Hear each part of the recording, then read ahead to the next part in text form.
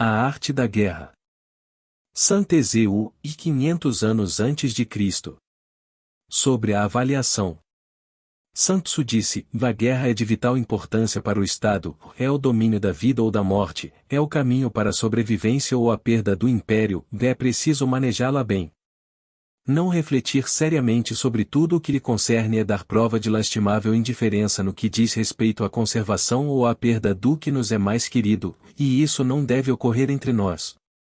Há que valorá-la em termos de 5 fatores fundamentais, e fazer comparações entre as diversas condições dos contendores, com vistas a determinar o resultado da guerra.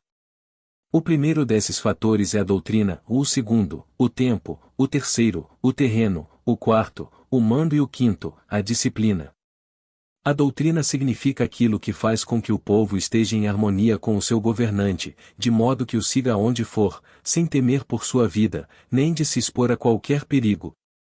O tempo significa o yin e o yang, a noite e o dia, o frio e o calor, dias ensolarados ou chuvosos e a mudança das estações. O terreno implica as distâncias, e faz referência onde é fácil ou difícil deslocar-se, se é em campo aberto, ou lugares estreitos, e isto influencia as possibilidades de sobrevivência. O mando há de ter como qualidades a sabedoria, a sinceridade, a benevolência, a coragem e a disciplina. Por último, a disciplina há de ser compreendida como a organização do exército, as graduações e classes entre os oficiais, a regulação das rotas de mantimentos, e a provisão de material militar para o exército. Estes 5 fatores fundamentais hão de ser conhecidos por cada general. Aquele que os domina, vence, e aquele que não os domina, sai derrotado. Portanto, ao traçar os planos, há de se comparar os seguintes 7 fatores, avaliando-se cada um com o maior cuidado. Qual dirigente é o mais sábio e capaz? Que comandante possui o maior talento? Que exército obtém vantagens da natureza e terreno? Em que exército se observam melhor os regulamentos e as instruções? Quais as tropas mais fortes? Que exército tem oficiais e tropas melhor treinadas? Que exército administra recompensas e castigos de forma mais justa? Mediante o estudo desses 7 fatores, serás capaz de adivinhar qual dos 2 grupos sairá vitorioso e qual será derrotado. O general que seguir o meu conselho vencerá. Esse general há de ser mantido na liderança. Aquele que ignorar os meus conselhos, certamente será derrotado, e deve ser destituído. Além de prestar atenção aos meus conselhos e planos, o general deve criar uma situação que contribua para o seu cumprimento. Por situação quero dizer que deve levar em consideração a situação do campo, e atuar de acordo com o que lhe for vantajoso. A arte da guerra se baseia no engano. Portanto, quando és capaz de atacar, deves aparentar incapacidade e, quando as tropas se movem, aparentar inatividade. Se estás perto do inimigo, deves fazê-lo crer que estás longe, ou se longe, aparentar que se está perto. Colocar iscas para atrair o inimigo. Golpear o inimigo quando está desordenado. Preparar-se contra ele quando está seguro em todas as partes. Evitá-lo durante um tempo quando é mais forte. Se teu oponente tem um temperamento colérico, tenta irritá-lo. Se é arrogante, trata de adular o seu ego. Se as tropas inimigas se acham bem preparadas após uma reorganização, tenta desordená-las. Se estão unidas, semeia a dissensão entre suas fileiras. Ataca o inimigo quando não está preparado, e aparece quando não te espera. Estas são as chaves da vitória pela estratégia. Agora, se as estimativas realizadas antes da batalha indicam vitória, é porque os cálculos cuidadosamente realizados mostram que tuas condições são mais favoráveis que as condições do inimigo. Se indicam derrota, é porque mostram que as condições favoráveis para a batalha são menores. Com uma avaliação cuidadosa, podes vencer, ou sem ela, não podes. Menos oportunidades de vitória terá aquele que não realiza cálculos precisos. Graças a este método, pode-se examinar a situação, e o resultado aparece claramente. Sobre o princípio das ações. Uma vez começada a batalha, ainda que estejas ganhando, se continuares por muito tempo, desanimarás as tuas tropas e embotarás a tua espada. Se estás sitiando uma cidade, esgotarás tuas forças. Se mantiveres o teu exército durante muito tempo em campanha, teus mantimentos se esgotarão. As armas são instrumentos de má sorte, e empregá-las por muito tempo produzirá calamidades. Como se tem dito, luz que a ferro matam, a ferro morrem. Quando as tuas tropas estão desanimadas, a tua espada embotada, esgotadas estão as tuas forças e os teus mantimentos são escassos, até os teus se aproveitarão da tua debilidade para se sublevarem. Assim, ainda que tenhas conselheiros sábios, ao final não poderás fazer que as coisas saiam bem. Por causa disso, tem-se ouvido falar de operações militares que são torpes e repentinas, porém nunca se viu nenhum especialista na arte da guerra que mantivesse a campanha por muito tempo. Nunca é benéfico para um país deixar que uma operação militar se prolongue por muito tempo. Como se diz comumente, ser rápido como o trovão que retumba antes de que tenhas podido tapar os ouvidos, veloz como o relâmpago que brilha antes de haveres podido piscar. Portanto, os que não são totalmente conscientes da desvantagem de servir-se das armas não podem ser totalmente conscientes das vantagens de utilizá-las. Os que utilizam os meios militares com perícia não movimentam suas tropas 2 vezes, nem proporcionam alimentos em 3 ocasiões, com um mesmo objetivo. Isto quer dizer que não se deve mobilizar o povo mais de uma vez por campanha, e que imediatamente depois de alcançar a vitória não se deve regressar ao próprio país para fazer uma segunda mobilização. A princípio isto significa proporcionar alimentos para as próprias tropas, porém depois que se tiram os alimentos ao inimigo. Se ao invés de tomar os mantimentos e armas de teu próprio país, retirares do teu inimigo, estarás bem abastecido de armas e provisões. Quando um país empobrece por causa das operações militares, isso se deve ao transporte de provisões de um lugar distante.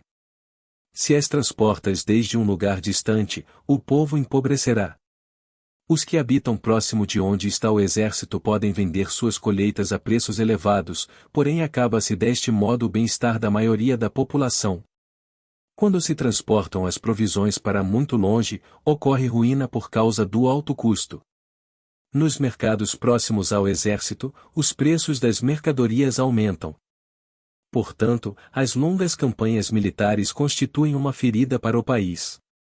Quando se esgotam os recursos, os impostos se arrecadam sob pressão. Quando o poder e os recursos se tenham esgotado, arruína-se o próprio país. O povo é privado de grande parte de seus produtos, enquanto os gastos do governo para armamentos se elevam. Os habitantes constituem a base de um país, os alimentos são a felicidade do povo. O príncipe deve respeitar este fato e ser austero em seus gastos. Em consequência, um general inteligente luta por desprover o inimigo de seus alimentos. Cada porção de alimento tomado ao inimigo equivale a 20 que te forneces a ti mesmo. Assim pois, o que arrasa o inimigo é a imprudência e a motivação dos teus em fazer desaparecer as vantagens dos adversários. Quando recompensas teus homens com os benefícios que ostentavam os adversários, eles lutarão com iniciativa própria, e assim poderás tomar o poder e a influência que antes tinha o inimigo. É por isto que se diz que onde há grandes recompensas, há homens valentes. Por conseguinte, em batalha de carros, recompensa primeiro o que tomar ao menos 10 carros. Se recompensas a todo mundo, não haverá suficiente para todos, assim pois, oferece uma recompensa a um soldado para animar a todos os demais. Troca suas cores, dos soldados inimigos feitos prisioneiros, utiliza-os misturados aos teus. Trata bem os soldados e presta-lhes atenção. Os soldados prisioneiros devem ser bem tratados, para conseguir que no futuro lutem para ti. A isto se chama vencer o adversário e incrementar por acréscimo as tuas próprias forças. Se utilizas o inimigo para derrotar o inimigo, serás poderoso em qualquer lugar aonde fores. Assim pois, o mais importante em uma operação militar é a vitória, e não a persistência. Esta última não é benéfica. Um exército é como o fogo, se não o apagas, se consumirá por si mesmo. Portanto, sabemos que o que está à cabeça do exército, está a cargo das vidas dos habitantes e da segurança da nação. Sobre as proposições da vitória e a derrota. Como regra geral, é melhor conservar um inimigo intacto do que o destruir. Captura seus soldados para conquistá-los, e domina seus chefes. Um general dizia: pratica as artes marciais, calcula a força de teus adversários, faz com que percam o ânimo e a orientação, de maneira que ainda estando intacto, o exército inimigo fique imprestável, isto é ganhar sem violência. Se destruíres o exército inimigo e matares seus generais, assaltas suas defesas disparando, reúnes uma multidão e usurpas um território, tudo isto é ganhar pela força. Por isto, os que ganham todas as batalhas não são realmente profissionais, os que conseguem que se rendam impotentes os exércitos alheios sem lutar, são os melhores mestres do arte da guerra. Os guerreiros superiores atacam enquanto os inimigos estão projetando seus planos. Logo desfazem suas alianças. Por isso, um grande imperador dizia: o que luta pela vitória frente a espadas nuas não é um bom general. A pior tática é atacar uma cidade. Assediar, encurralar uma cidade só se leva a cabo como último recurso. Emprega não menos de 3 meses em preparar teus artefatos e outros 3 para coordenar os recursos para teu assédio. Nunca se deve atacar por cólera e com pressa. É aconselhável tomar-se tempo na organização e coordenação do plano. Portanto, um verdadeiro mestre das artes marciais vence outras forças inimigas sem batalha, conquista outras cidades sem assediá-las e destrói outros exércitos sem empregar muito tempo. Um mestre experiente nas artes marciais desfaz os planos dos inimigos, estropia suas relações e alianças, corta os mantimentos ou bloqueia seu caminho, vencendo mediante estas táticas sem necessidade de lutar. É imprescindível lutar contra todas as facções inimigas para obter uma vitória completa, de maneira que seu exército não fique aquartelado e o benefício seja total. Esta é a lei do assédio estratégico. A vitória completa se produz quando o exército não luta, a cidade não é assediada, a destruição não se prolonga durante muito tempo, e em cada caso o inimigo é vencido pelo emprego da estratégia.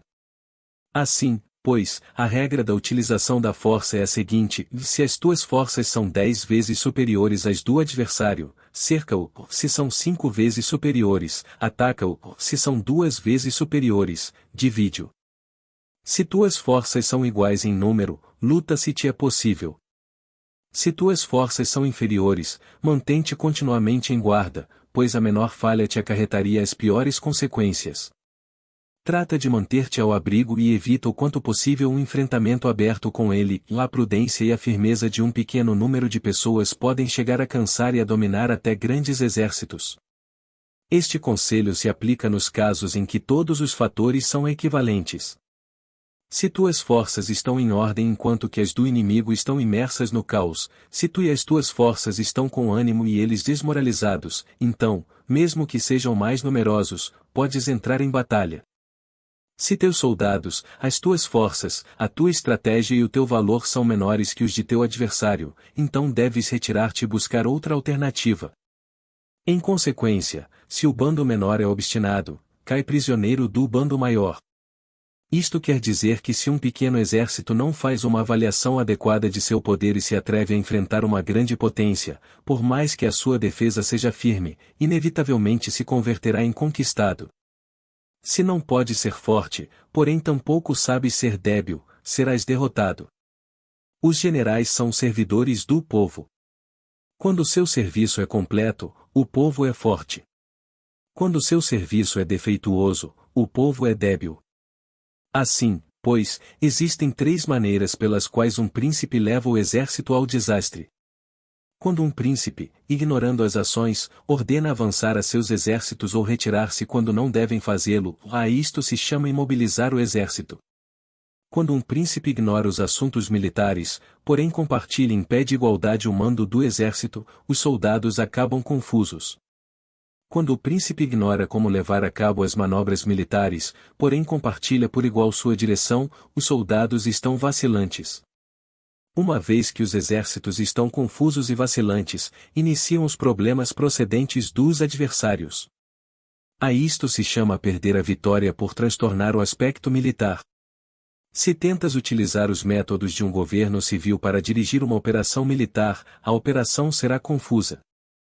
Triunfam aqueles que Sabem quando lutar e quando esperar. Sabem discernir quando utilizar muitas ou poucas tropas. Possuem tropas cujas categorias têm o mesmo objetivo. Enfrentam com preparativos os inimigos desprevenidos. Têm generais competentes e não limitados por seus governos civis. Estas 5 são as maneiras de conhecer o futuro vencedor. Falar que o príncipe seja o que dá as ordens em tudo é como o general solicitar permissão ao príncipe para poder apagar um fogo, e quando for autorizado, já não restam senão cinzas.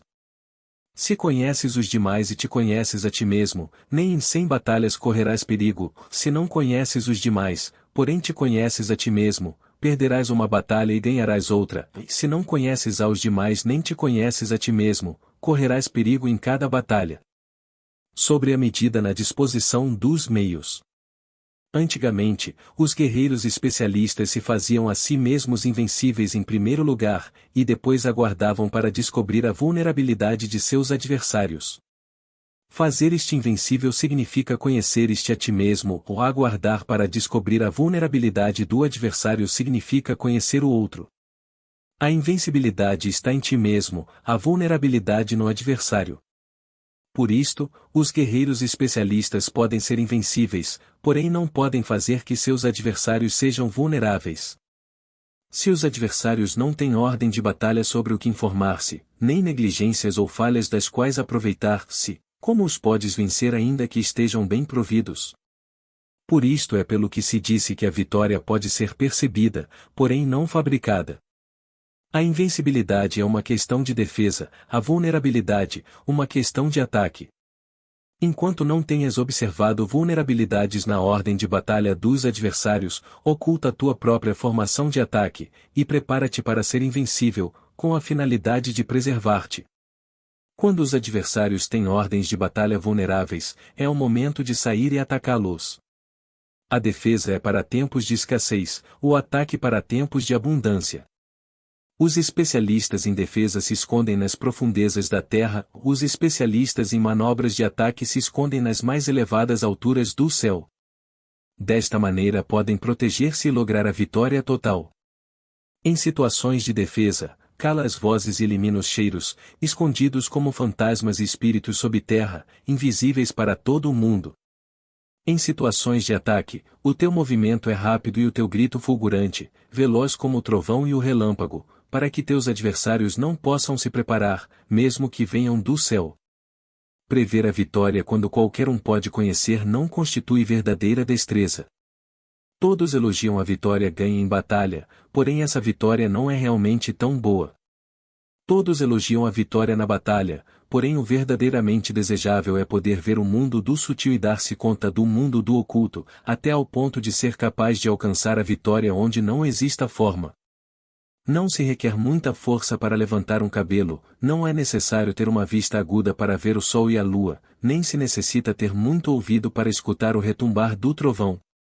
O que todos conhecem não se chama sabedoria, ou a vitória sobre os demais obtida por meio da batalha não se considera uma boa vitória. Antigamente, os que eram conhecidos como bons guerreiros venciam quando era fácil vencer. Se só és capaz de assegurar a vitória depois de enfrentar um adversário em um conflito armado, essa vitória é uma dura vitória. Se fores capaz de ver o sutil e de perceberes o oculto, e rompendo antes da ordem de batalha, a vitória assim obtida é uma vitória fácil. Em consequência, as vitórias dos bons guerreiros se destacam por sua inteligência ou sua bravura. Assim, pois, as vitórias que se ganham em batalha não são devidas à sorte.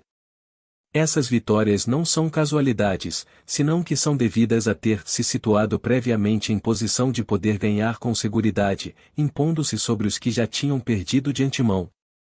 A grande sabedoria não é algo óbvio, o mérito grande não se anuncia. Quando és capaz de ver o sutil, é fácil ganhar, que tem isto que ver com a inteligência ou a bravura. Quando se resolvem os problemas antes que surjam, quem chama isto inteligência? Quando há vitória sem batalha, quem fala de bravura? Assim pois, os bons guerreiros tomam posição em um terreno no qual não podem perder, e não passam por alto as condições que fazem seu adversário inclinar-se à derrota. Em consequência, um exército vitorioso ganha primeiro e inicia a batalha depois, um exército derrotado luta primeiro e tenta obter a vitória depois. Esta é a diferença entre os que têm estratégia e os que não têm planos.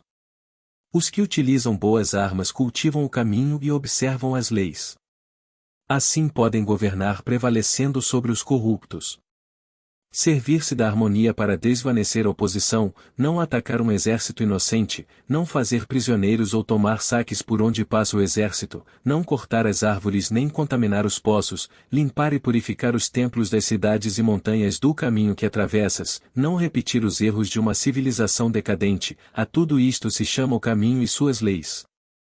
Quando o exército está estritamente disciplinado, até ao ponto em que os soldados morreriam antes que desobedecer às ordens, e as recompensas e os castigos merecem confiança e estão bem estabelecidos, quando os chefes e oficiais são capazes de atuar desta forma, podem vencer a um príncipe inimigo corrupto. As regras militares são 5: medição, avaliação, cálculo, comparação e vitória. O terreno dá lugar às medições, estas dão lugar às avaliações aos cálculos, estes às comparações, e as comparações dão lugar às vitórias. Mediante comparações das dimensões podes conhecer onde há vitória ou derrota. Em consequência, um exército vitorioso é como 1 quilo comparado a 1 grama, um exército derrotado é como 1 grama comparado a 1 quilo. Quando o que ganha consegue que seu povo vá à batalha como se estivesse dirigindo uma grande corrente de água ao longo de um vale profundo, isto é uma questão de ordem de batalha. Quando a água se acumula em um vale profundo, ninguém pode medir a sua quantidade, o mesmo acontece quando a nossa defesa não mostra a sua forma. Quando se solta a água, ela se precipita para baixo como uma torrente, de maneira tão irresistível como nosso próprio ataque. Sobre a firmeza. A força é a energia acumulada ou a que se percebe. Isto é muito mutável. Os especialistas são capazes de vencer o inimigo criando uma percepção favorável neles, e assim obter a vitória sem necessidade de exercer sua força. Governar sobre muitas pessoas como se fossem poucas é uma questão de dividi-las em grupos ou setores, vê a organização. Batalhar contra um grande número de tropas como se fossem poucas é uma questão de demonstrar força, símbolos e sinais. Refere-se a conseguir uma percepção de força e poder na oposição. No campo de batalha se refere às formações e bandeiras utilizadas para organizar as tropas e coordenar seus movimentos. Conseguir que o exército seja capaz de combater contra o adversário sem ser derrotado é uma questão de empregar métodos ortodoxos ou heterodoxos. A ortodoxia e a heterodoxia não são elementos fixos, senão que se utilizam como um ciclo. Um imperador que foi um famoso guerreiro e administrador, falava de manipular as percepções dos adversários sobre o que é ortodoxo e heterodoxo, e depois atacar inesperadamente, combinando ambos métodos até convertê-lo em um, tornando-se quase assim indefinível para o inimigo. Que o efeito das forças seja como o de pedras arrojadas sobre ovos, é uma questão de cheio e vazio. Quando induzes os adversários a atacar-te em teu território, sua força sempre está vazia, sem desvantagem, e enquanto que não competes no que são melhores, tua força sempre estará cheias. Atacar com o vazio contra o cheio é como atirar pedras sobre ovos, e de certeza se quebram. Quando se inicia uma batalha de maneira direta, a vitória se ganha por surpresa. O ataque direto é ortodoxo. O ataque indireto é heterodoxo. Só há duas classes de ataques na batalha, o extraordinário por surpresa e o direto ordinário, porém suas variantes são inumeráveis. O ortodoxo e o heterodoxo se originam reciprocamente, como um círculo sem começo nem fim, quem poderia esgotá-los? Quando a velocidade da água que flui alcança o ponto em que pode mover as pedras, está é a força direta. Quando a velocidade e manobrabilidade do falcão é tal que pode atacar e matar, isto é precisão. O mesmo ocorre com os guerreiros especialistas, sua força é rápida, sua precisão certeira. Sua força é como disparar uma catapulta, sua precisão é dar no objetivo previsto e causar o efeito esperado. A desordem chega da ordem, a covardia surge do valor, a debilidade brota da força. Se queres fingir desordem para convencer a teus adversários e distraí-los, primeiro tens que organizar a ordem, porque só então podes criar uma desordem artificial. Se queres fingir covardia para conhecer a estratégia dos adversários, primeiro tens que ser extremadamente valente, porque só então podes atuar como tímido de maneira artificial. Se queres fingir debilidade para induzir a arrogância em teus inimigos, primeiro deves ser extremadamente forte porque só então podes pretender ser débil. A ordem e a desordem são uma questão de organização, ou a covardia é uma questão de valentia e de ímpeto, ou a força e a debilidade são uma questão da formação na batalha. Quando um exército tem a força do ímpeto, percepção, inclusive o tímido se torna valente, quando perde a força do ímpeto, inclusive o valente se converte em tímido. Nada está fixado nas leis da guerra, estas se desenvolvem sobre a base do ímpeto. Com astúcia se pode antecipar e conseguir que os adversários se convençam a si mesmos como proceder e mover-se, ou ajuda-os a caminhar pelo caminho que lhes traça. Faz mover-se os inimigos com a perspectiva do triunfo, para que caiam na emboscada. Os bons guerreiros buscam a efetividade na batalha a partir da força do ímpeto, percepção, e não dependem só da força de seus soldados. São capazes de escolher a melhor gente, empregá-los adequadamente e deixar que a força do ímpeto logre seus objetivos. Quando há entusiasmo, convicção, ordem, organização, recursos, compromisso dos soldados, tens a força do ímpeto, e o tímido é valoroso. Assim é possível determines os soldados por suas capacidades, habilidades e encomendar-lhes deveres e responsabilidades adequadas. O valente pode lutar, o cuidadoso pode fazer sentinela, e o inteligente pode estudar, analisar e comunicar. Cada qual é útil. Fazer que os soldados lutem permitindo que a força do ímpeto faça seu trabalho é como fazer rodar rocas.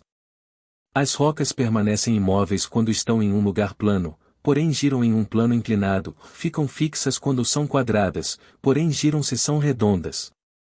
Portanto, quando se conduz os homens à batalha com astúcia, o impulso é como rocas redondas que se precipitam montanha abaixo, vista é a força que produz a vitória. Sobre o cheio e o vazio. Os que antecipam, se preparam e chegam primeiro ao campo de batalha e esperam ao adversário estão em posição descansada, os que chegam por último ao campo de batalha, os que improvisam e iniciam luta acabam esgotados. Os bons guerreiros fazem com que os adversários venham a eles, e de nenhum modo se deixam atrair fora de sua fortaleza. Se fazes com que os adversários venham a ti para combater, tua força estará sempre vazia. Se não sais a combater, tua força estará sempre cheia. Esta é a arte de esvaziar os demais e de encher-te a ti mesmo. O que impulsiona os adversários a vir até a ti por própria decisão é a perspectiva de ganhar. O que desanima os adversários de ir até a ti é a probabilidade de sofrer danos. Quando os adversários estão em posição favorável, deves cansá-los. Quando estão bem alimentados, cortar os mantimentos. Quando estão descansando, fazer que se ponham em movimento. Ataca inesperadamente, fazendo que os adversários se esgotem correndo para salvar suas vidas. Interrompe suas provisões, arrasa seus campos e cortar suas vias de aprovisionamento. Aparece em lugares críticos e ataca donde menos se o esperem, fazendo que tenham que acudir ao resgate. Aparece onde não possam ir, dirige-te até onde menos esperem. Para deslocar-te centenas de quilômetros sem cansaço, atravessa terras despovoadas. Atacar um espaço aberto não significa só um espaço em que o inimigo não tem defesa. Enquanto sua defesa não seja estrita e o lugar não esteja bem guardado, os inimigos se dispersarão ante ti, como se estivesses atravessando um território despovoado. Para tomar infalivelmente o que atacas, ataca donde não há defesa. Para manter uma defesa infalivelmente segura, defende onde não há ataque. Assim, no caso dos que são especialistas em ataque, seus inimigos não sabem por onde atacar.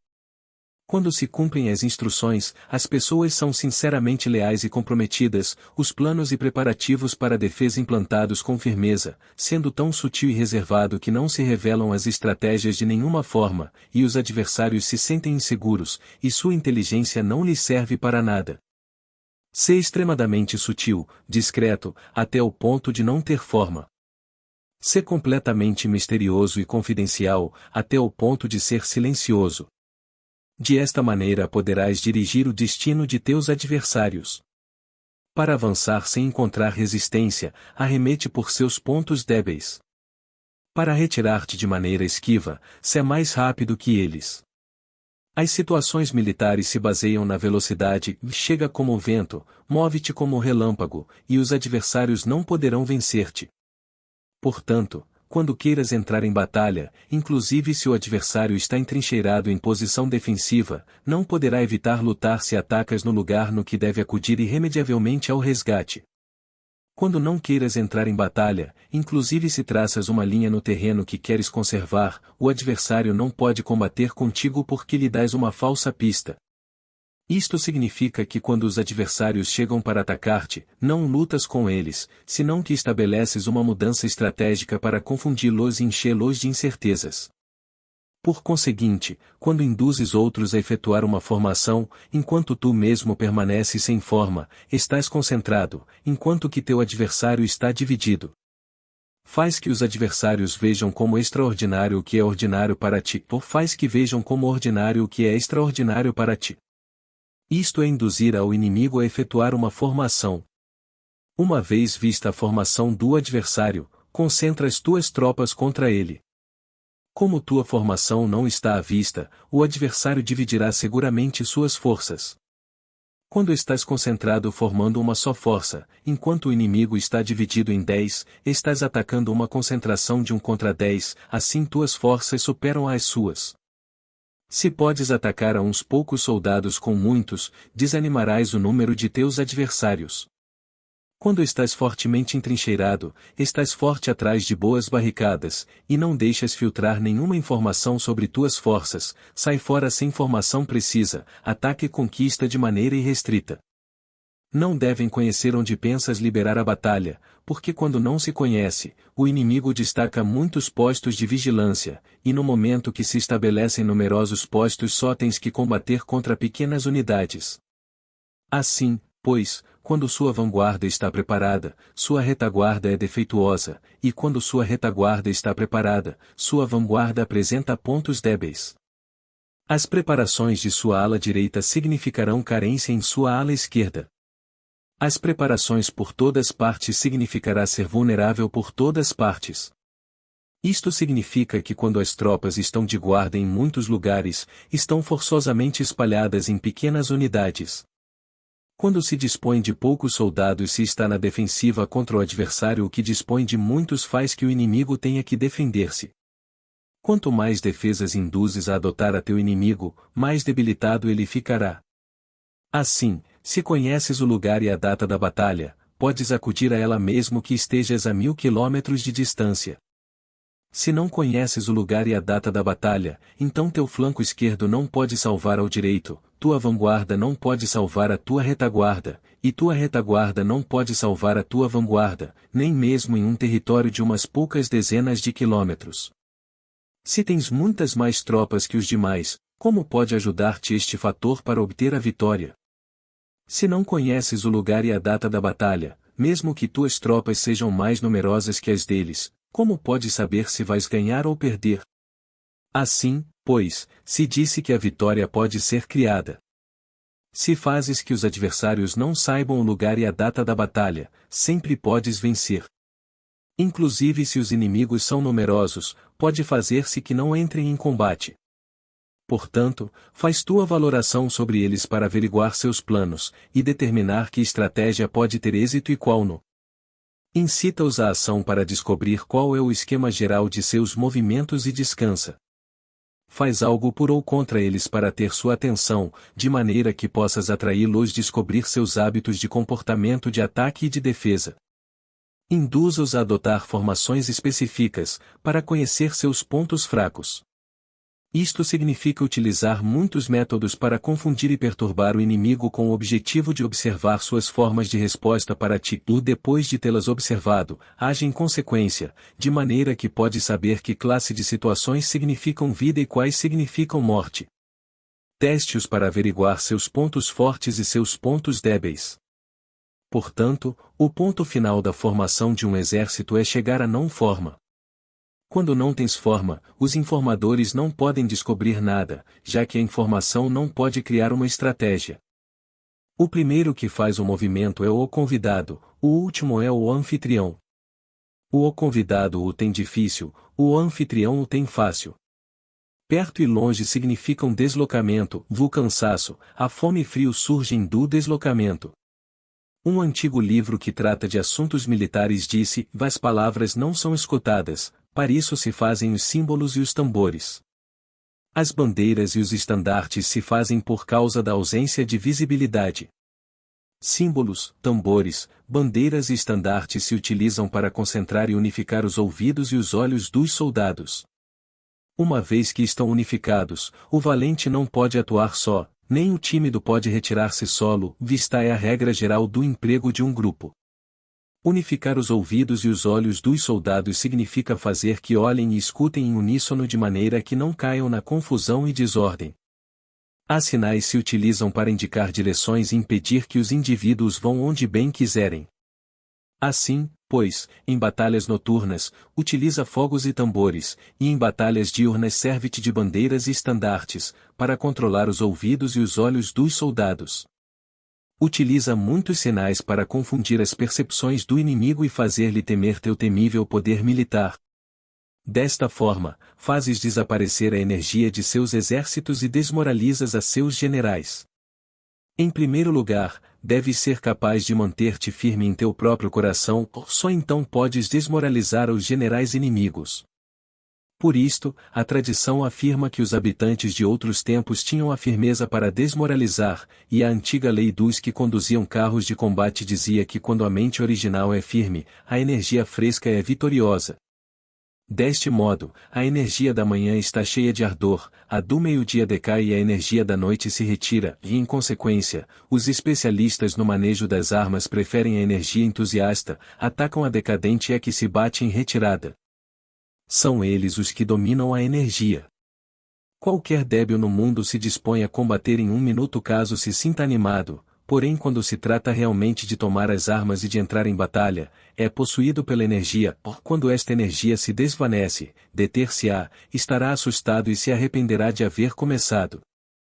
Utilizar a ordem para enfrentar a desordem, utilizar a calma para enfrentar-se com os que se agitam, isto é dominar o coração. A menos que teu coração esteja totalmente aberto e tua mente em ordem, não podes esperar ser capaz de adaptar-te a responder sem limites, a manejar os acontecimentos de maneira infalível, a enfrentar dificuldades graves e inesperadas sem te perturbar, dirigindo cada coisa sem confusão. Dominar a força é esperar os que vêm de longe, aguardar com toda a comodidade os que se tenham fatigado, e com o estômago saciado os famintos. Isto é o que se quer dizer quando se fala em atrair a outros até onde estás, ao tempo que evitas ser induzido a ir até onde eles estejam. Evitar a confrontação contra formações de combate bem ordenadas e não atacar grandes batalhões constitui o domínio da adaptação. Portanto, a regra geral das operações militares é não enfrentar uma grande montanha nem se opor ao inimigo de costas a esta. Isto significa que se os adversários estão em um terreno elevado, não deves atacá-los costa acima, e que quando efetuam uma carga costa abaixo, não deves fazer-lhes frente. Não persigas os inimigos quando fingem uma retirada, nem ataques tropas experientes. Se os adversários fogem de repente antes de esgotar sua energia, seguramente há emboscadas esperando para atacar tuas tropas, neste caso, deves reter a teus oficiais para que não se lancem em sua perseguição. Não consumas a comida de seus soldados.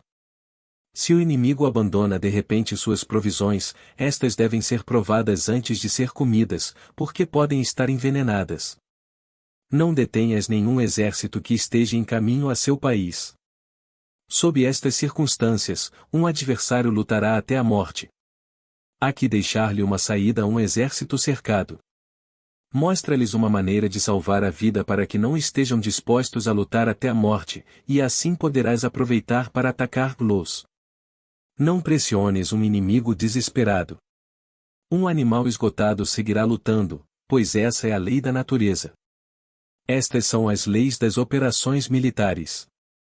Sobre as 9 mudanças. No geral, as operações militares estão sob ordens do governante civil para dirigir ao exército. O general não deve erguer seu acampamento em terreno difícil. Deixa que se estabeleçam relações diplomáticas nas fronteiras. Não permaneças em um território árido nem isolado. Quando te achas em terreno fechado, prepara alguma estratégia e mova-te. Quando te achares em terreno mortal, luta.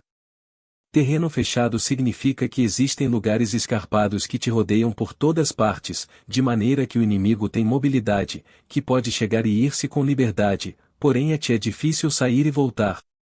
Cada rota deve ser estudada para que seja a melhor. Há rotas que não deves usar, exércitos que não devem de ser atacados, cidades que não devem ser sitiadas, terrenos sobre os que não se deve combater, e ordens de governantes civis que não devem ser obedecidas. Em consequência, os generais que conhecem as variáveis possíveis para aproveitar-se do terreno sabem como manejar as forças armadas. Se os generais não sabem como adaptar-se de maneira vantajosa, mesmo que conheçam a condição do terreno, não podem aproveitar-se dele. Se estão ao mando de exércitos, porém ignoram as artes da total adaptabilidade, mesmo que conheçam o objetivo a lograr, não podem fazer que os soldados lutem por ele. Se és capaz de ajustar a campanha de modo que mude conforme ao ímpeto das forças, então a vantagem não muda, e os únicos que são prejudicados são os inimigos. Por esta razão, não existe uma estrutura permanente. Se podes compreender totalmente este princípio, podes fazer que os soldados atuem na melhor forma possível. Portanto, as considerações da pessoa inteligente sempre incluem o analisar objetivamente o benefício e o prejuízo. Quando considera o benefício, sua ação se expande, quando considera o dano, seus problemas podem resolver-se. O benefício e o dano são interdependentes, e os sábios os têm em conta. Por isso, o que retira os adversários é o dano, o que os mantém ocupados é a ação, e o que lhes motiva é o benefício. Cansa os inimigos mantendo-os ocupados e não deixando-lhes respirar. Porém, antes lográ-lo, tens que realizar previamente teu próprio labor. Esse trabalho consiste em desenvolver um exército forte, um povo próspero, uma sociedade harmoniosa e uma maneira ordenada de viver. Assim, pois, a norma geral das operações militares consiste em não contar com que o inimigo não acuda, se não confiar em ter os meios de enfrentá-lo ou não contar com que o adversário não ataque, se não confiar em possuir o que não pode ser atacado. Se podes recordar sempre o perigo quando estás a salvo e o caos em tempos de ordem, permanece atento ao perigo e ao caos enquanto não tenham, todavia, forma, e evita-os antes de que se apresentem, e esta é a melhor estratégia de todas. Por isto, existem 5 riscos que são perigosos nos generais. Os que estão dispostos a morrer, podem perder a vida, os que querem preservar a vida, podem ser feitos prisioneiros, os que são dados a apaixonamentos irracionais, podem ser ridicularizados, os que são muito puritanos, podem ser desonrados, os que são compassivos, podem ser perturbados. Se te apresentas em um lugar que com toda segurança os inimigos se precipitarão a defender, as pessoas compassivas se apressarão invariavelmente a resgatar seus habitantes, causando a si mesmas problemas e cansaço. Estes são 5 riscos que constituem defeitos nos generais e que são desastrosos para as operações militares. Os bons generais são diferentes, comprometem-se até a morte, porém não se aferram à esperança de sobreviver, atuam de acordo com os acontecimentos, em forma racional e realista, sem deixar-se levar por as emoções nem estar sujeitos a ficar confusos. Quando vem uma boa oportunidade, são como tigres, em caso contrário cerram suas portas. Sua ação e sua não ação são questões de estratégia, e não podem ser agradados nem aborrecidos. Sobre a distribuição dos meios. As manobras militares são o resultado dos planos e estratégias na maneira mais vantajosa para ganhar. Determinam a mobilidade e eficiência das tropas. Se vais colocar teu exército em posição de observar ao inimigo, atravessa rápido as montanhas e vigia-os de um vale. Considera o efeito da luz e mantenha-te na posição mais elevada do vale. Quando combateres numa montanha, ataca de cima para baixo, e não o contrário. Combate estando costa abaixo e nunca costa acima. Evita que a água divida tuas forças, afasta-te das condições desfavoráveis o quanto antes. Não enfrentes os inimigos dentro da água, é conveniente deixar que passem a metade de suas tropas e nesse momento dividi-las e atacá-las. Não te situes rio abaixo. Não caminhes contra da corrente, nem em contra o vento. Se acampas na beira de um rio, teus exércitos podem ser surpreendidos de noite, empurrados para se afogar ou se lhes pode colocar veneno na corrente. Tuas barcas não devem ser amarradas corrente abaixo, para impedir que o inimigo aproveite a corrente lançando seus barcos contra ti. Se atravessa pantanos, faça-o rapidamente. Se te encontras frente a um exército em meio de um pântano, permanece próximo de suas plantas aquáticas ou respaldado pelas árvores. Em uma planície, toma posições que sejam fáceis de manobrar, mantendo as elevações do terreno atrás e à tua direita, estando as partes mais baixas diante e as mais altas atrás. Geralmente, um exército prefere um terreno elevado e evita um terreno baixo, aprecia a luz e detesta a escuridão. Os terrenos elevados são estimulantes, e portanto, a gente se acha a gosto em eles, ademais são convenientes para adquirir a força do ímpeto. Os terrenos baixos são úmidos, o qual provoca enfermidades e dificulta o combate. Cuida da saúde física de teus soldados com os melhores recursos disponíveis. Quando não existe a enfermidade em um exército, se disse que este é invencível. Onde haja montículos e terraplanos, situa-te em seu lado ensolarado, mantendo-os sempre à tua direita e atrás. Colocar-se na melhor parte do terreno é vantajoso para uma força militar. A vantagem em uma operação militar consiste na aproveitar-se de todos os fatores benéficos do terreno. Quando chove, rio acima a corrente traz consigo a espuma, se queres cruzá-lo, espera que acalme. Sempre que um terreno apresente barrancos infranqueáveis, lugares fechados, armadilhas, riscos, grutas e prisões naturais, deves abandoná-lo rapidamente e não te aproximes dele. No que me concerne, sempre me mantenho distante destes acidentes do terreno, de maneira que os adversários estejam mais perto que eu deles, ou dou a face a estes acidentes, de maneira que fiquem às costas do inimigo. Então estás em situação vantajosa, e ele tem condições desfavoráveis. Quando um exército se está deslocando, se atravessa territórios montanhosos com muitas correntes de água e poços, ou pântanos cobertos de juncos, ou bosques virgens cheios de árvores e vegetação, é imprescindível esquadrinhá-los totalmente com cuidado, já que estes lugares ajudam nas emboscadas e os espiões. É essencial descer do cavalo e esquadrinhar o terreno, pois podem existir tropas escondidas para tentar uma emboscada. Também pode ser que haja espiões à espreita observando-te e escutando tuas instruções e movimentos. Quando o inimigo está perto, permanece calmo, queres dizer que se achas em posição forte. Quando está longe, porém tenta provocar hostilidades, queres que avances. Se, ademais, sua posição é acessível, isso queres dizer que lhe é favorável. Se um adversário não conserva a posição que lhe é favorável pelas condições do terreno e se situa em outro lugar conveniente, deve ser porque existe alguma vantagem tática para agir desta maneira. Se as árvores se movem, é que o inimigo se está aproximando. Se há obstáculos entre os brejos, é que tomaste um mau caminho. A ideia de pôr muitos obstáculos entre os matos é fazer-te pensar que existem tropas emboscadas escondidas em meio de ela. Se os pássaros alçam o voo, há tropas emboscadas no lugar.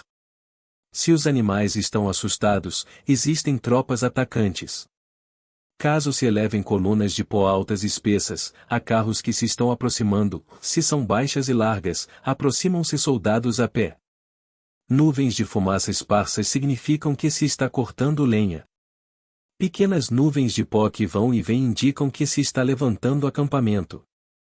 Se os emissários do inimigo pronunciam palavras humildes enquanto este incrementa seus preparativos de guerra, isto quer dizer que vai avançar.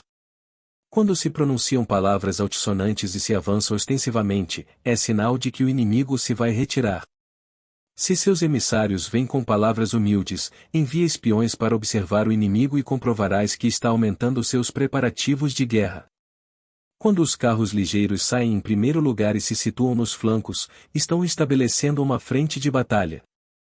Se os emissários chegam pedindo a paz sem firmar um tratado, significa que estão tramando algum complô. Se o inimigo dispõe rapidamente seus carros em filas de combate, é que está esperando reforços. Não se precipitarão para um encontro ordinário se não entendem que lhes será enviada ajuda, ou deve haver uma força que se ache à distância e que é esperada em um determinado momento para unir suas tropas e atacar-te. Convém antecipar, preparar-se imediatamente para esta eventualidade. Se a metade de suas tropas avança e a outra metade retrocede, é que o inimigo pensa atrair-te a uma armadilha. O inimigo está fingindo neste caso confusão e desordem para incitar-te a que avances. Se os soldados inimigos se apoiam uns nos outros, é que estão famintos. Se os aguadores bebem em primeiro lugar, é que as tropas estão sedentas. Se o inimigo vê uma vantagem, porém não a aproveita, é que está cansado. Se os pássaros se reúnem no campo inimigo, é que o lugar está vazio. Se há pássaros sobrevoando uma cidade, o exército fugiu. Se são produzidas chamadas noturnas, é que os soldados inimigos estão atemorizados. Têm medo e estão inquietos, e por isso chamam uns aos outros. Se o exército não tem disciplina, isto quer dizer que o general não é levado a sério. Se os estandartes se movem, é que está sumido na confusão. Há sinais que são usados para unificar o grupo, ou assim, pois, caso se desloquem de lá para cá sem ordem nem concerto, significa que suas fileiras estão confusas. Se seus emissários mostram irritação, significa que estão cansados. Se matam seus cavalos para obter carne, é que os soldados carecem de alimentos, quando não têm marmitas e não voltam a seu acampamento, são inimigos completamente desesperados. Se produzem murmurações, faltas de disciplina e os soldados falam muito entre si, queres dizer que foi perdida a lealdade da tropa. As murmurações descrevem a expressão dos verdadeiros sentimentos, as faltas de disciplina indicam problemas com os superiores. Quando o mando perdeu a lealdade das tropas, os soldados se falam com franqueza sobre os problemas com seus superiores. Se outorgam numerosas recompensas, é que o inimigo se acha em um beco sem saída, quando se ordenam demasiados castigos, é que o inimigo está desesperado. Quando a força de seu ímpeto está esgotada, outorgam constantes recompensas para ter contentes os soldados, para evitar que se rebelem em massa. Quando os soldados estão tão esgotados que não podem cumprir as ordens, são castigados uma e outra vez para restabelecer a autoridade. Ser violento no princípio e terminar depois temendo os próprios soldados é o cúmulo da inépcia. Os emissários que acodem com atitude conciliatória indicam que o inimigo quer uma trégua. Se as tropas inimigas enfrentam-te com ardor, porém demoram um momento de entrar em combate sem abandonar não obstante o terreno, deves observá-los cuidadosamente. Estão preparando um ataque por surpresa. Em assuntos militares, não é necessariamente mais benéfico ser superior em forças, só evitar atuar com violência desnecessária, é suficiente com consolidar teu poder, fazer estimações sobre o inimigo e conseguir reunir tropas, e isso é tudo. O inimigo que atua isoladamente, que carece de estratégia e que toma a dianteira a seus adversários, inevitavelmente acabará sendo derrotado. Se teu plano não contém uma estratégia de retirada ou posterior ao ataque, senão que confias exclusivamente na força de teus soldados, e tomas a dianteira a teus adversários sem valorar sua condição, com toda segurança cairás prisioneiro. Se castigas os soldados antes de ter conseguido que sejam leais ao mando, não obedecerão, e se não obedecem, serão difíceis de empregar. Tampouco poderão ser empregados se não se leva a cabo nenhum castigo, inclusive depois de haver obtido sua lealdade. Quando existe um sentimento profundo de apreço e confiança, e os corações dos soldados estão vinculados ao mando, se relaxares a disciplina, os soldados se tornarão arrogantes e será impossível usá-los. Portanto, dirige-os mediante a arte civilizada e unifica-os mediante as artes marciais, e isto significa uma vitória contínua. Arte civilizada significa humanidade, e artes marciais significam regulamentos. Mandar-lhes com humanidade e benevolência, unificá-los de maneira estrita e firme. Quando a benevolência e a firmeza são evidentes, é possível estar seguro da vitória. Quando as ordens se dão de maneira clara, sensata e consequente, as tropas as aceitam. Quando as ordens são confusas, contraditórias e mudam a toda hora, as tropas não as aceitam ou não as entendem. Quando as ordens são razoáveis, justas, sensatas, claras e consequentes, existe uma satisfação recíproca entre o líder e o grupo. Sobre a topologia. Alguns terrenos são fáceis, outros difíceis, alguns neutros, outros estreitos, acidentados ou abertos. Quando o terreno seja acessível, seja o primeiro a estabelecer tua posição, escolhendo as alturas ensolaradas, uma posição que seja adequada para transportar os mantimentos, assim terás vantagem quando fores à batalha. Quando estiveres em terreno difícil de sair, estás limitado. Neste terreno, se teu inimigo não está preparado, podes vencer se segues adiante, porém se o inimigo está preparado e segues adiante, terás muitas dificuldades para retornar de novo a ele, o que contará contra ti. Quando é um terreno desfavorável para ambos, disse que é um terreno neutro. Em um terreno neutro, inclusive se o adversário te oferece uma vantagem, não te aproveites de ela, retira-te, induzindo a sair a metade das tropas inimigas, e então cais sobre ele aproveitando-te desta condição favorável. Em um terreno estreito, se és o primeiro a chegar, deves ocupá-lo totalmente e esperar o adversário. Se ele chega antes, não o persiga e se bloqueia os desfiladeiros. Persiga-o só se não os bloqueia. Em terreno acidentado, se és o primeiro a chegar, deves ocupar seus pontos altos ensolarados e esperar o adversário. Se este já os ocupou antes, retira-te e não o persigas. Em um terreno aberto, a força do ímpeto se encontra igualada, e é difícil provocar-lhe a combater de maneira desvantajosa para ele. Entender estas 6 classes de terreno é a responsabilidade principal do general, e é imprescindível considerá-los. Estas são as configurações do terreno, os generais que as ignoram saem derrotados. Assim, pois, entre as tropas estão as que fogem, que se retraem, as que se derrubam, as que se rebelam e as que são derrotadas. Nenhuma destas circunstâncias constituem desastres naturais, senão que são devidas aos erros dos generais. As tropas que têm o mesmo ímpeto, porém que atacam em proporção de 1 contra 10, saem derrotadas. Os que têm tropas fortes, porém cujos oficiais são débeis, ficam retraídos. Os que têm soldados débeis ao mando de oficiais fortes, ver-se-ão em apuros. Quando os oficiais superiores estão encolerizados e são violentos, e enfrentam o inimigo por sua conta e por despeito, e quando os generais ignoram suas capacidades, o exército desmoronará. Como norma geral, para poder vencer ao inimigo, todo o mando militar deve ter uma só intenção e todas as forças militares devem cooperar. Quando os generais são débeis e carecem de autoridade, quando as ordens não são claras, quando oficiais e soldados não têm solidez e as formações são anárquicas, produz-se revolta.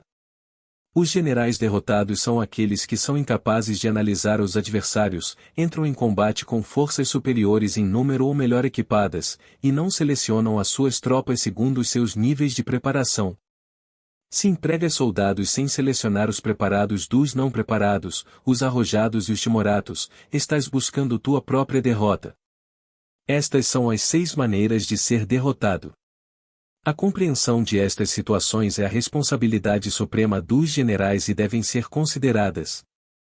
A primeira é não equilibrar o número de forças, a segunda, a ausência de um sistema claro de recompensas e castigos, a terceira, a insuficiência de treinamento, a quarta é a paixão irracional, a quinta é a ineficácia da lei de ordem, e a sexta é a falha em não selecionar os soldados fortes e resolutos.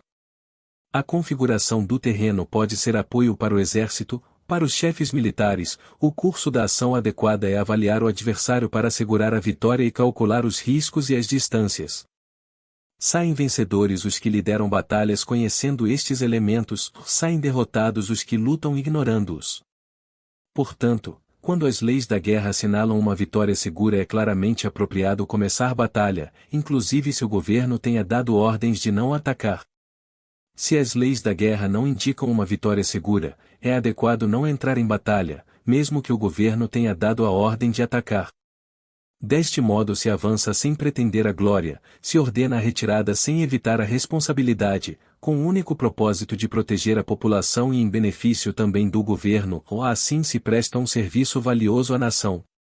Avançar e retirar-se contra das ordens do governo não se faz em interesse pessoal, senão para salvaguardar as vidas da população e no autêntico benefício do governo. Servidores de este talhe são muito úteis para um povo. Olha por teus soldados como olhas a um recém-nascido, ou assim estarão dispostos a seguir-te até os vales mais profundos. Cuida de teus soldados como cuidas de teus queridos filhos, e morrerão gostosamente contigo. Porém, se és tão amável com eles que não os podes utilizar, se és tão indulgente que não lhes podes dar ordens, tão informal que não podes discipliná-los, teus soldados serão como crianças mimadas, e portanto, imprestáveis. As recompensas não devem ser usadas sóis, nem deve confiar-se somente nos castigos. Caso contrário, as tropas, como crianças mimadas, se acostumam a desfrutar ou a ficar ressentidas por tudo. Isto é danoso e os torna imprestáveis. Se sabes que teus soldados são capazes de atacar, porém ignoras se o inimigo é invulnerável a um ataque, tens só a metade de possibilidades de ganhar. Se sabes que teu inimigo é vulnerável a um ataque, porém ignoras se teus soldados são capazes de atacar, só tens a metade de possibilidades de ganhar. Se sabes que o inimigo é vulnerável a um ataque, e teus soldados podem levá-lo a cabo, porém ignoras se a condição do terreno é favorável para a batalha, tens a metade de probabilidades de vencer.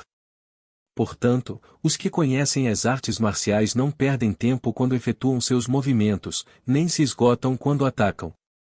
Devido a isto se diz que quando conheces a ti mesmo e conheces os demais, a vitória não é um perigo, quando conheces o céu e a terra, a vitória é inesgotável. Sobre as 9 classes de terreno. Conforme as leis das operações militares, existem 9 classes de terreno. Se lutam entre si em seu próprio território, a este se lhe chama terreno de dispersão. Quando os soldados estão apegados à sua casa e combatem próximo de seu lar, podem ser dispersados com facilidade. Quando penetras em território alheio, porém não o fazes em profundidade, a este se chama território ligeiro. Isto significa que os soldados podem regressar facilmente. O território que pode resultar-te vantajoso se o tomas, e vantajoso ao inimigo se é ele quem o conquista, se chama terreno-chave. Um terreno de luta inevitável é qualquer penetração defensiva ou passo estratégico. Um território igualmente acessível para ti e para os demais se chama terreno de comunicação.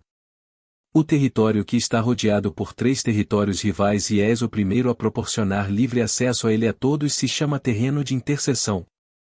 O terreno de interseção é aquele ao que convergem as principais vias de comunicação unindo-as entre si, e seja o primeiro em ocupá-lo, e os demais terão que pôr-se a teu lado. Se o obtens, te encontras seguro, ou se o perdes, corres perigo. Quando penetras em profundidade em um território estranho, e deixas atrás muitas cidades e povos, a este terreno se chama difícil. É um terreno do qual é difícil regressar. Quando atravessas montanhas com bosques, desfiladeiros abruptos ou outros acidentes difíceis de atravessar, a isto se chama terreno desfavorável. Quando o acesso é estreito e a saída é tortuosa, de maneira que uma pequena unidade inimiga pode atacar-te, mesmo que tuas tropas sejam mais numerosas, a este se chama terreno cercado. Se és capaz de uma grande adaptação, podes atravessar este território. Se só podes sobreviver em um território lutando com rapidez, e se é fácil morrer se não o fazes, a este se chama terreno mortal. As tropas que se encontram em um terreno mortal estão na mesma situação que se encontrassem numa barca que afunda ou em uma casa ardendo. Assim, pois, não combatas em um terreno de dispersão, não te detenhas em um terreno ligeiro, não ataques em um terreno-chave, ocupado pelo inimigo, ou não deixes que tuas tropas sejam divididas em um terreno de comunicação. Em terrenos de interseção, estabelece comunicações, e em terrenos difíceis, entra com provisões, e em terrenos desfavoráveis, continua marchando, e em terrenos cercados, faz planos, e em terrenos mortais, luta. Em um terreno de dispersão, os soldados podem fugir. Um terreno ligeiro é quando os soldados penetram em território inimigo, todavia não têm as costas cobertas, por isso, suas mentes não estão realmente concentradas e não estão atentas para a batalha. Não é vantajoso atacar ao inimigo em um terreno-chave, o que é vantajoso é chegar primeiro a ele. Não se deve permitir que fique isolado o terreno de comunicação, para poder servir-se das rotas de mantimentos. Em terrenos de intercessão, estarás a salvo se estabeleces alianças, se as perdes, te encontrarás em perigo. Em terrenos difíceis, entrar com provisões significa reunir todo o necessário para estar ali muito tempo. Em terrenos desfavoráveis, já que não podes entrincheirar-te nele, deves apressar-te em sair. Em terrenos cercados, introduz táticas de surpresa. Se as tropas caem em um terreno mortal, todos lutarão de maneira espontânea. Por isto se disse, situa as tropas em um terreno mortal e sobreviverão. Os que eram antes considerados como especialistas na arte da guerra eram capazes de fazer que o inimigo perdesse contato entre sua vanguarda e sua retaguarda, a confiança entre as grandes e as pequenas unidades, o interesse recíproco pelo bem-estar dos diferentes linhas, o apoio mútuo entre governantes e governados, o alistamento de soldados e a coerência de seus exércitos. Estes especialistas entravam em ação quando lhes era vantajoso, e se retraíam em caso contrário. Introduziam mudanças para confundir ao inimigo, atacando-os aqui e ali, aterrorizando-os e semeando entre eles a confusão, de tal maneira que não lhes davam tempo para fazer planos. Poder-se-ia perguntar como enfrentar forças inimigas numerosas e bem organizadas que se dirigem até a ti. A resposta é dar-lhes em primeiro lugar algo que apreciem, e depois te escutarão. A rapidez de ação é o fator essencial da condição da força militar, aproveitando-se dos erros dos adversários, desviando-os por caminhos que não esperam e atacando quando não estão em guarda. Isto significa que para aproveitar-se da falta de preparação, de visão e de cautela dos adversários, é necessário atuar com rapidez, e que se vacilas, esses erros não te servirão de nada.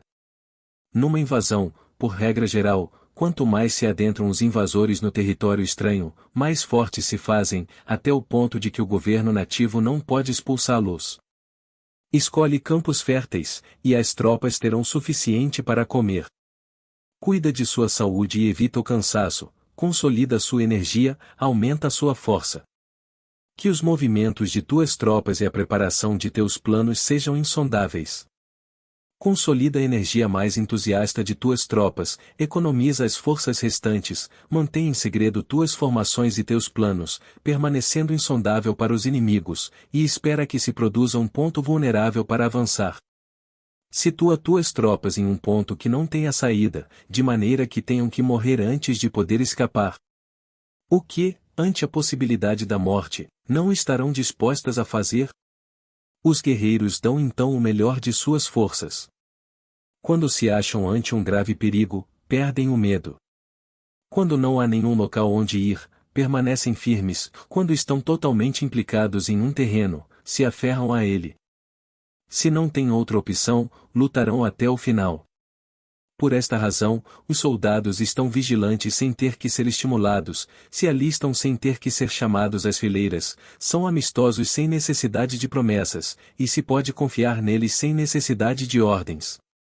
Isto significa que quando os combatentes se encontram em perigo de morte, seja qual seja seu risco, todos têm o mesmo objetivo e, portanto, estão alertas sem necessidade de ser estimulados, têm boa vontade de maneira espontânea e sem necessidade de receber ordens, e pode confiar-se de maneira natural neles sem promessas nem necessidade de hierarquia.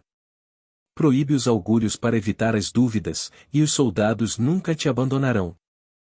Se teus soldados não têm riquezas, não é porque as desdenhem.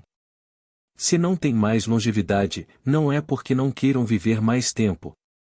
O dia em que se dá a ordem de marcha, os soldados choram.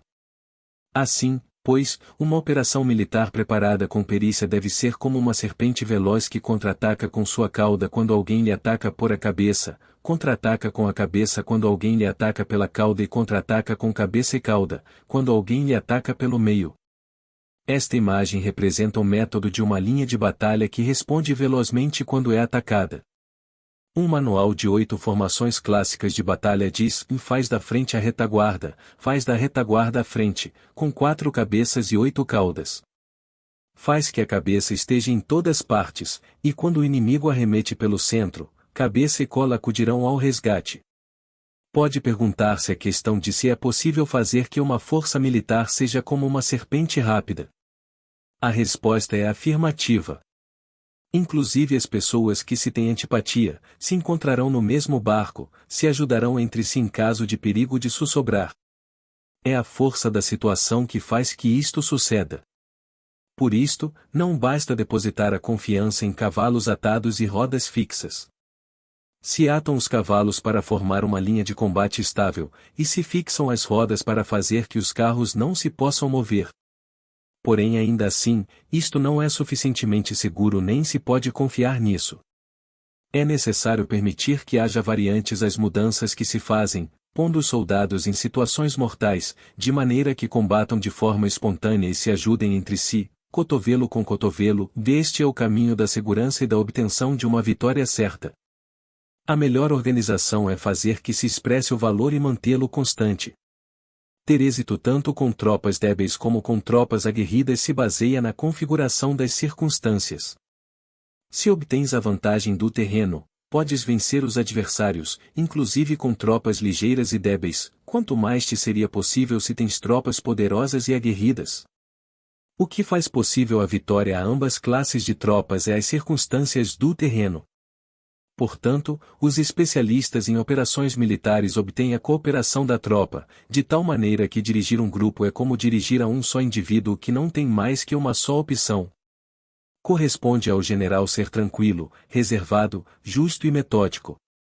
Seus planos são tranquilos e absolutamente secretos para que ninguém possa descobri-los. Seu mando é justo e metódico, assim que ninguém se atreve a tomar sua frente. Pode manter seus soldados sem informação e em completa ignorância de seus planos. Muda suas ações e revisa seus planos, de maneira que ninguém possa reconhecê-los. Muda de lugar e de prazos, e se desloca por caminhos sinuosos, de maneira que ninguém possa antecipá-lo. Podes ganhar quando ninguém pode entender em nenhum momento quais são tuas intenções. Disse um grande homem: o principal engano que se valora nas operações militares não se dirige só aos inimigos, senão o que começa em suas próprias tropas, para fazer que te sigam sem saber aonde vão.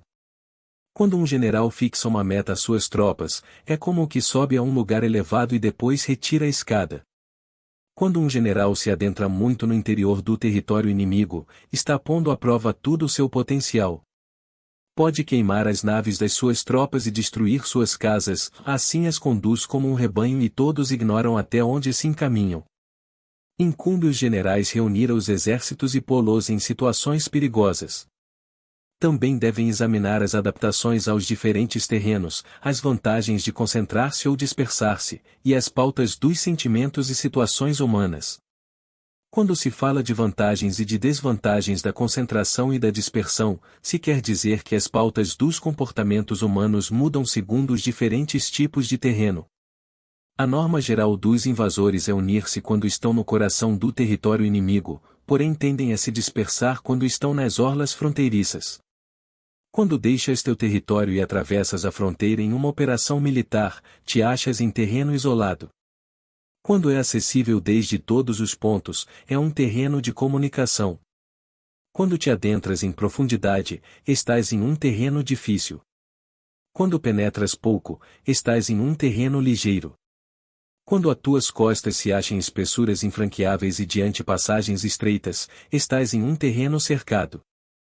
Quando não há nenhum local donde ir, se trata de um terreno mortal.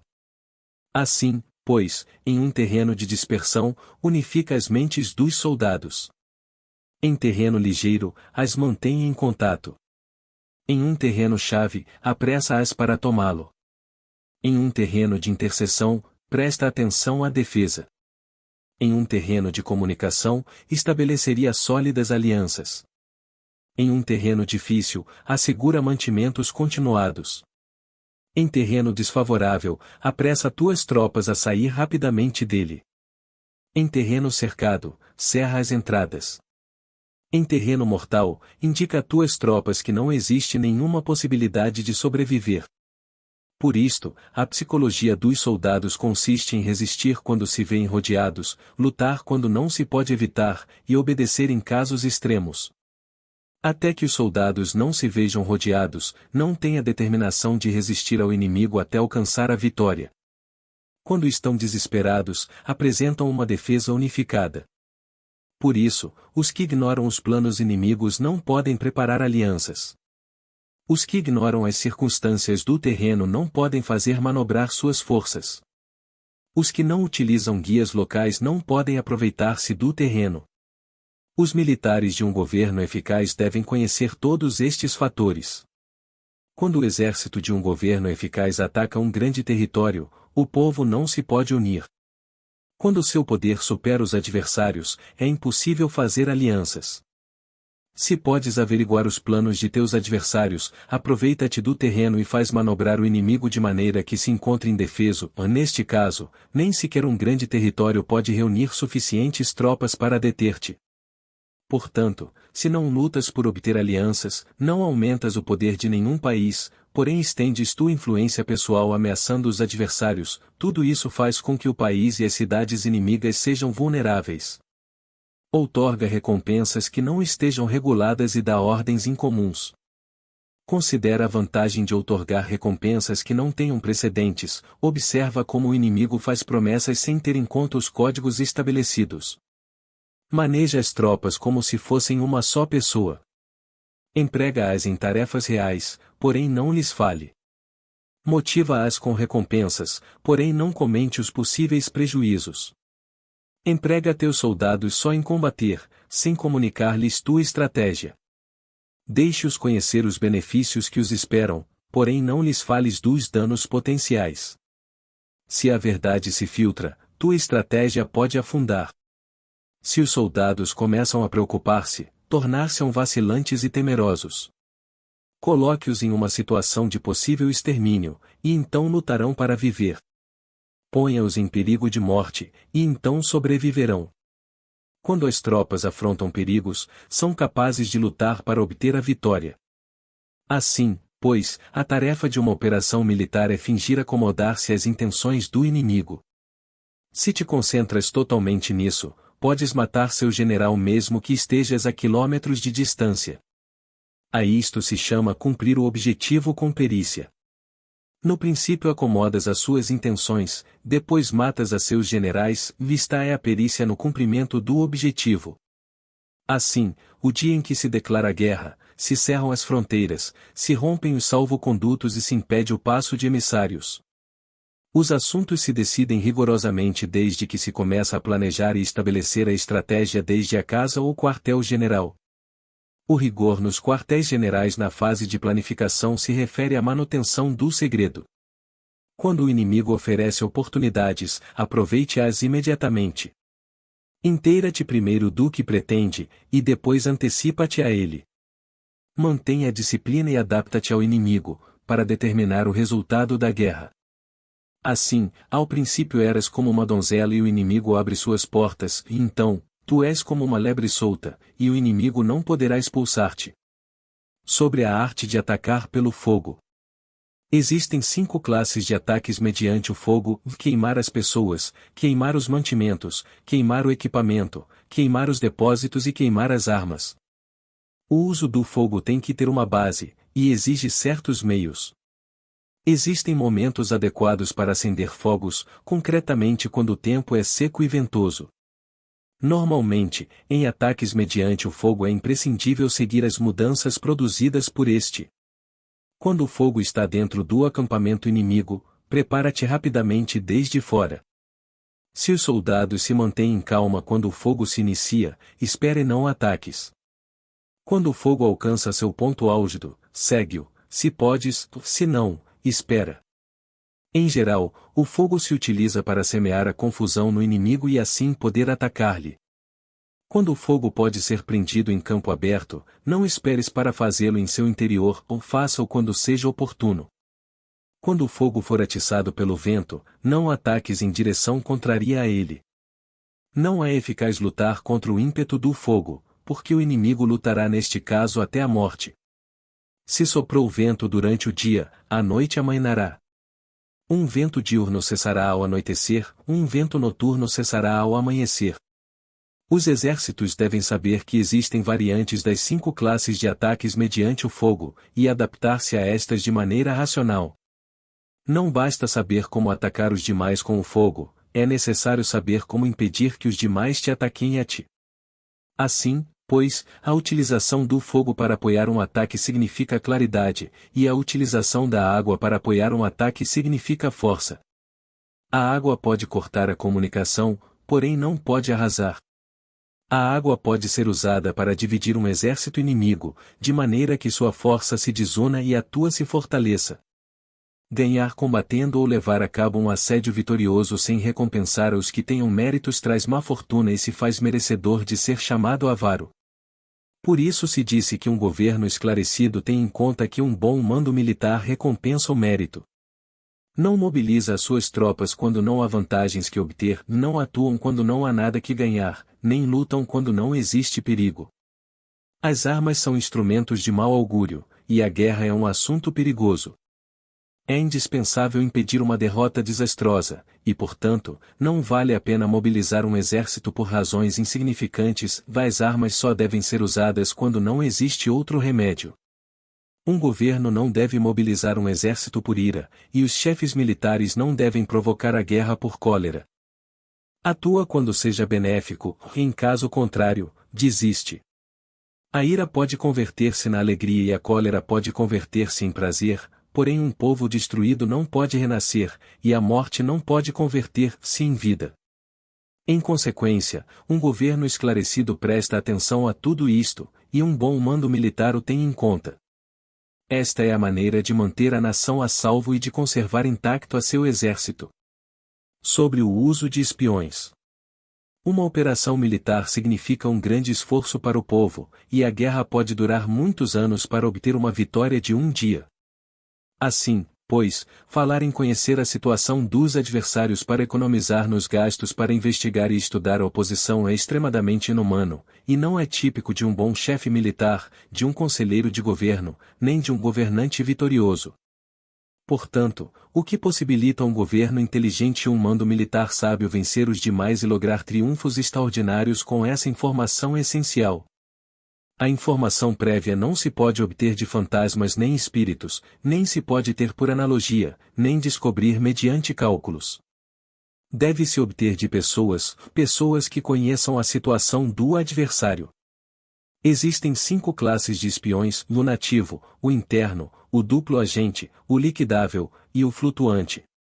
Quando todos estão ativos, ninguém conhece suas rotas, e a isto se lhe chama gênio organizativo, e se aplica ao governante. Os espiões nativos se contratam entre os habitantes de uma localidade. Espiões internos se contratam entre os funcionários inimigos. Os agentes duplos se contratam entre os espiões inimigos. Os espiões liquidáveis transmitem falsos dados aos espiões inimigos. Os espiões flutuantes voltam para trazer informes. Entre os funcionários do regime inimigo, se acham aqueles com os quais se pode estabelecer contato e os que se pode subornar para averiguar a situação de seu país e descobrir qualquer plano que se trame contra ti, também podem ser utilizados para criar desavenças e desarmonia. Em consequência, ninguém nas Forças Armadas é tratado com tanta familiaridade como os espiões, nem ninguém recebe recompensas tão grandes como a eles, nem há assunto mais secreto que a espionagem. Se não se trata bem os espiões, podem converter-se em renegados e trabalhar para o inimigo. Não se podem utilizar os espiões sem sagacidade e conhecimento, ou não pode servir-se de espiões sem humanidade e justiça, não se pode obter a verdade dos espiões sem sutileza. Certamente, é um assunto muito delicado. Os espiões são úteis em todas partes. Cada assunto requer um conhecimento prévio. Se algum assunto de espionagem é divulgado antes que o espião seja informado, este e o que o divulgou devem ser eliminados.